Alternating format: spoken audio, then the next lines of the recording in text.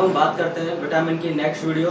और हमने लास्ट तक विटामिन पढ़ रहे थे। इसके बाद में हम पढ़ते हैं विटामिन के। छोटा सा विटामिन है, अपन अच्छे से जानते हैं कि रक्त का थक्का जमाने के लिए विटामिन के काम आता है। लेकिन इसे थोड़ी सी ज्यादा अपन अगर चीजें देखें तो क्या क्या है, इसका रासायनिक नाम क्या है, इसमें होता क्या है, थक्का जमाने में और कौन कौन सी चीजें काम आती हैं, थक्का ना जमे तो क्या होगा, तो ये सारी चीजें हम किसमें पढ़ेंगे अपन, विटामिन के में। तो सबसे पहले अगर अपन बात करें विटामिन के का, इसका रासायनिक नाम है फिलोक्विनोन। फिलोक्विनोन। तो विटामिन के का रासायनिक नाम क्या है, फिलोक्विनोन। ये जो विटामिन के हम अच्छे से जानते हैं, पहले से सब पढ़े हुए हैं कि विटामिन के जो होता है वो ब्लड क्लॉट बनाने में काम आता है। क्लॉट का मतलब होता है थक्का, रक्त का थक्का बनाने में काम आता है, और इतना ही अपन जानते हैं कि ये इसका काम है। दूसरा जो इसका काम है वो है anti haemorrhagic vitamin. Anti haemorrhagic vitamin. अब इसका मतलब क्या है, दो चीजें, एक तो होता है एंटी और एक है हेमरेज। तो सबसे पहले एंटी का मतलब अपन जानते हैं विपरीत। अगर हमारे को पता चल जाए कि हेमरेज का मतलब क्या है तो सारी चीजें समझ में आ जाएंगी। तो देखो पहले इससे पहले थोड़ी सी चीजें अपन देखते हैं। अपन अच्छे से जानते हैं ब्लड क्लॉट, रक्त का थक्का। तो रक्त का थक्का जमने की जरूरत क्यों होती है, क्योंकि अगर गलती से हमारे कोई भी चोट लग जाए, कहीं पे भी, हाथ में, सर में, पैर में, अगर गलती से कोई भी चोट लग जाए तो अपन अच्छे से जानते हैं कि चोट हमारी जो भी घाव होता है उस घाव पर लास्ट 2 या 3 मिनट तक ब्लड निकलता है और उसके ऊपर अपने एक परत लग जाती है, परत बन जाती है ब्लड की, उसे अपन कहते हैं रक्त का थक्का। अगर वो रक्त का थक्का ना जमे तो क्या होगा, अब ऐसे अगर मान के चलो मेरे हाथ में चोट लगी, हाथ कट गया, और अगर यहाँ पर रक्त का थक्का ना जमे तो क्या होगा कि इसमें से ब्लड है जो पूरा का पूरा बाहर निकल जाएगा, मेरी क्या हो जाएगी, मृत्यु हो जाएगी। लेकिन इससे बचने के लिए हमारे शरीर पर कोई भी चोट लगती है तो क्या जमता है, रक्त का थक्का। तो जैसे ये अपनी स्किन है, ये अपनी स्किन है, और इसमें कोई भी चोट लगी तो हमारे क्या निकलेगा, ब्लड। और ब्लड निकलने के बाद में ऐसे ऐसे इसमें क्या लग जाता है, रक्त का थक्का जम जाता है। और ब्लड क्लॉट बनाने के लिए विटामिन के ही जिम्मेदार नहीं है, इसके साथ में बहुत सारी चीजें रक्त का थक्का जमाने के लिए काम आती है। लेकिन अपन यहाँ पर बात कर रहे हैं किसकी, विटामिन के की। तो अपन विटामिन के बारे में अध्ययन करेंगे। तो रक्त का थक्का कितने देर में बन जाता है, नॉर्मली 2 से 5 मिनट में। और इसमें एक चीज कौन सी आती है, विटामिन के। इसमें बहुत सारी चीजें आती है काम, लेकिन अपन कौन सी पढ़ रहे हैं, विटामिन के बारे में।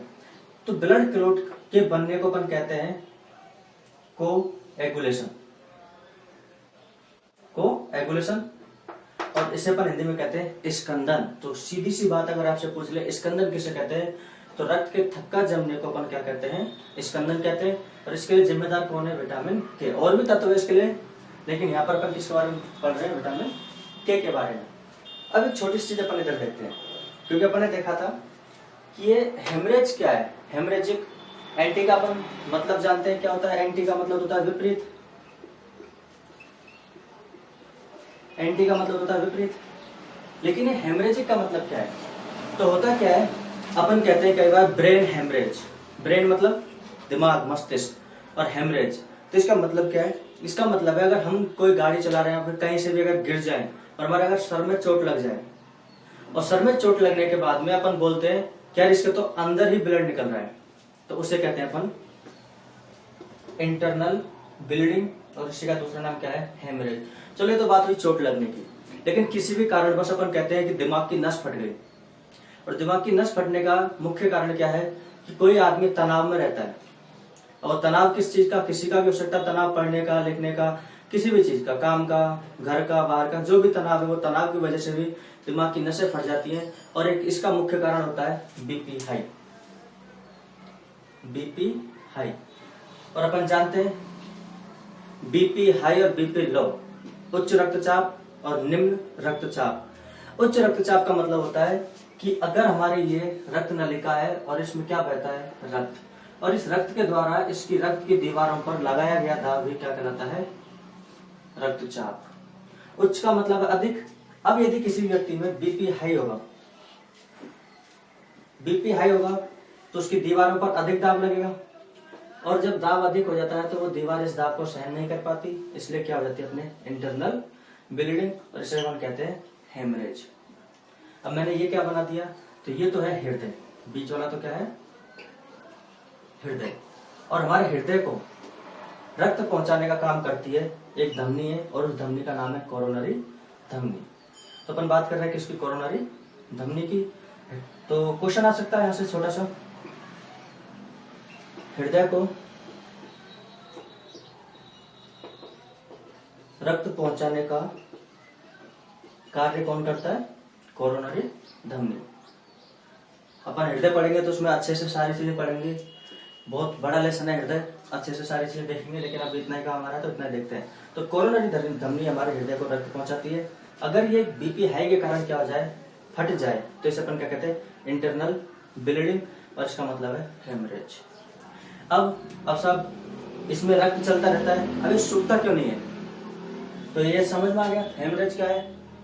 अब बात करते अपन एंटी, क्योंकि हमारे लिवर में एक पदार्थ बनता है, उसे अपन कहते हैं हेपेरिन। हमारे लिवर में एक पदार्थ बनता है, उसे अपन क्या कहते हैं, हेपेरिन। अब सर हेपेरिन क्या काम करता है, हेपेरिन का सबसे इंपॉर्टेंट काम है, ये होता है प्राकृतिक प्रतिस्कंदक। प्राकृतिक का मतलब हम बाहर से कोई ग्राइंड नहीं कर रहे इसको, हमारे शरीर खुद बना रहा है, इसलिए प्राकृतिक प्रतिस्कंदक या फिर एंटी कोएगुलेट, मतलब रक्त को जमने से बचाना।